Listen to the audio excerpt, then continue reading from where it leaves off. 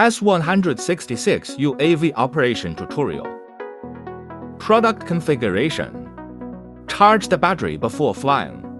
Connect the battery. Connect power supply. The red light stays on during charging. Automatically turn off when fully charged. Preparation before flight. Align the bottom buckle of the battery with the top of the drone for installation. Long press the power button to turn on the drone. The drone must be placed on the takeoff platform before takeoff. Turn on the remote control switch again. Move the left joystick up and down to match the frequency. Calibrate the gyroscope with an external 8-drag rod. Push up the left joystick to unlock the drone. Push up again to take off. One-click takeoff.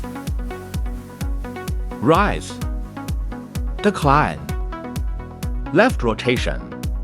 Right rotation. Forward. Back off.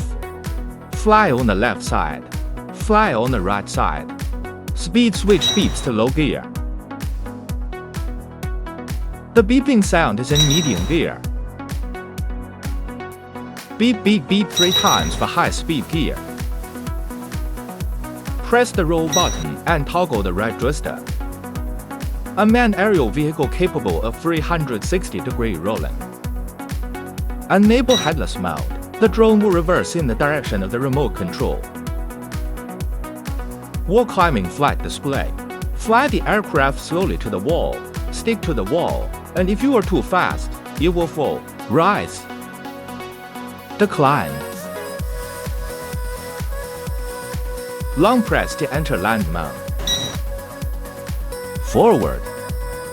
Back off. Turn left. Turn right. One-click landing. Light switching.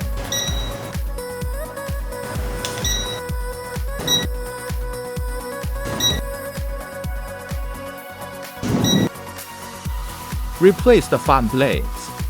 Use tools to remove the fan blades.